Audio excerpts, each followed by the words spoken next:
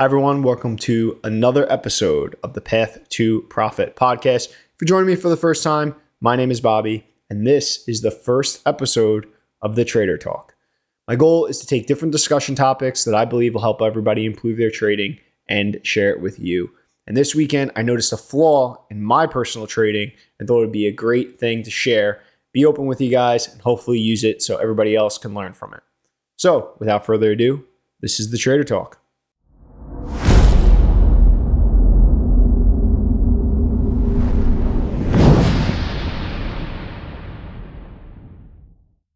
One of the things I think we all have to realize as traders is every single one of us has a trading flaw. And if you're not aware of your trading flaw, or you think I do not have a trading flaw, chances are that you just aren't aware of it. And it's a good opportunity to kind of look inward and maybe try to identify where some of your faults are, because none of us are perfect. And like I mentioned this weekend, while I was prepping for the rapid review, market review video that I do every week, and while I was doing my routine, I started to see a big disconnect in what I was seeing in the market and the non-biased opinion I was giving of the data I was seeing versus what I was doing in my trading. And when I realized I was telling everybody that based on the data and based on everything that I'm seeing, this is not the market to be heavily invested in. However, when I looked at myself towards the end of the week, I realized I went slightly on margin in one of my portfolios.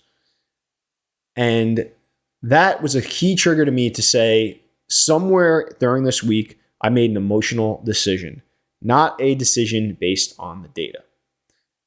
Knowing myself and myself outside of trading, I am the type of person that I love adrenaline.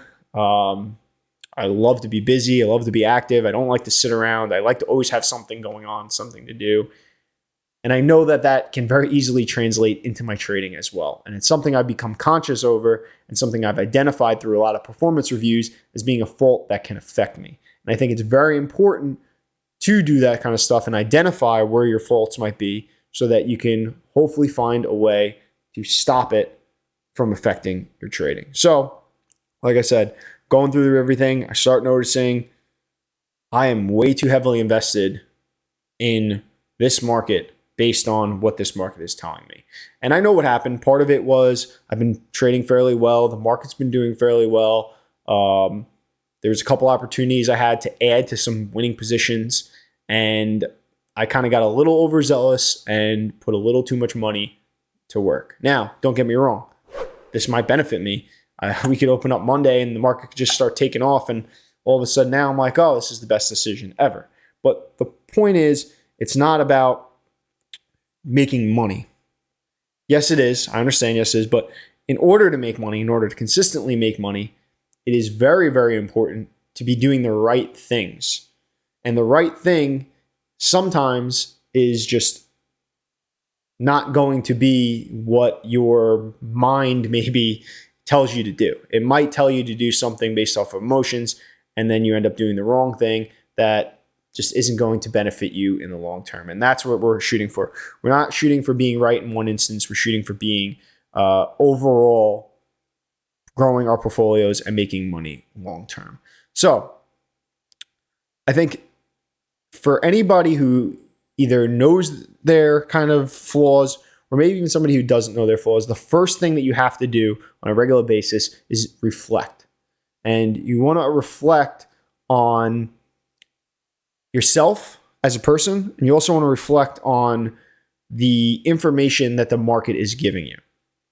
Now, one of the tactics that I use personally is if I'm ever looking at a stock or if I'm looking at the market and I think that I've started to make decisions emotionally or make decisions that are not in line with my strategy, I ask myself, if somebody else was asking me this question, if I was not trying to answer this question for myself, and maybe one of you guys, one of the viewers, shot me a message and said, hey, what do you think of this?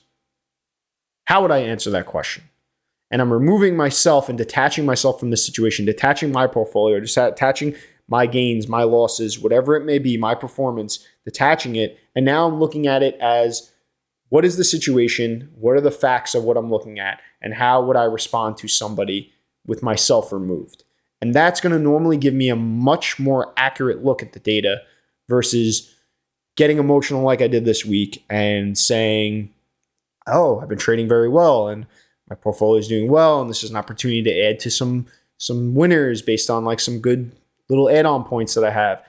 It removes that. And if somebody else was to tell me, hey, I'm doing this, what would I say to them? So I think that's the first thing, is just really trying to reflect.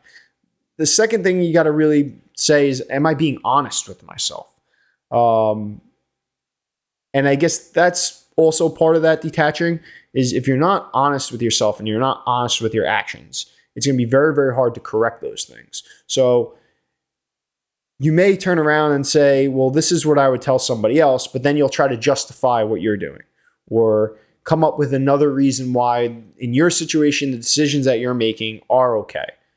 You can't do that. You have to be honest with yourself. You have to really look at your actions for what they are and just admit where you might be falling short. If you can't admit where your flaws are and you can't admit where you're falling short, it's going to be very difficult to be a successful trader. That's just one of those things where if you look at any market wizard, anybody who's been extremely successful in the market, they're very, very good at knowing where they're wrong, admitting they're wrong, and taking action. And once you're able to be honest with yourself, once you're able to now identify those faults and know where you're falling short, the next step is you have to have some sort of way to protect yourself from making those poor decisions, to protect yourself from your faults, and create backstops in order to allow yourself to catch maybe when you do slip up. So for me, this podcast is in a way a backstop for me, because I have to go on here every single week and tell you guys what I am seeing in the market. And that gets documented and that gets saved on the internet, and it's something I can go back to. But I have to be very, very conscious of words I'm saying on here. And because I have to be conscious of the words I'm saying on here, it makes me do a deep, deep dive into all this information. And then that information could then be kind of compared with how I'm acting in the market, like I just did this week, to really see, am I doing the right thing in my personal portfolio versus what the strategy tells us we really should do. That's one of the ways. Another way is my performance reviews, taking those quarterly performance reviews to try to catch if I'm having this habit of over trading and try to curb it into the next quarter. And there's definitely tons of other things you could always do, depending on what your flaw maybe is, to help yourself to stop continually making those bad decisions. So one of the things I would say is just, it's very simple. Reflect, be honest with yourself. Once you got those flaws identified, figure out how you're going to prevent yourself from continuing to let those flaws affect you. Look, easier said than done. I think we've all been there, but it's just one of those vital things. If you're going to be a successful trader, you really, really have to be able to do. So I would urge everybody, comment down below. Let us know what are some flaws that you've identified, and how do you work to prevent those flaws from hurting your trading. I'm sure whatever the flaw is that you have, you are not the only person. And maybe there's an opportunity where your sharing of what your way to stop yourself from negatively affect your trading can help somebody else with a similar flaw stop themselves from affecting your trading. So comment down below, share. Let's help each other all out. But this is just something I just want to be open and honest with everybody. You know, we don't all make perfect decisions all the time. Every now and then, catch ourselves falling short. So now with that being said, going into next week, I am going to be trimming back on those positions. I'm going to correct the mistake. I'm not going to ride the mistake out and just hope it works out. Come when the market opens on Tuesday, I'm going to be trimming a lot of my portfolio, getting myself to the proper exposure, and now just being more conscious of how I have been trading. But other than that, I would love to hear what everybody has to say down in the comments. If you have other topics that you would like me to cover as a Trader Talk, please let me know.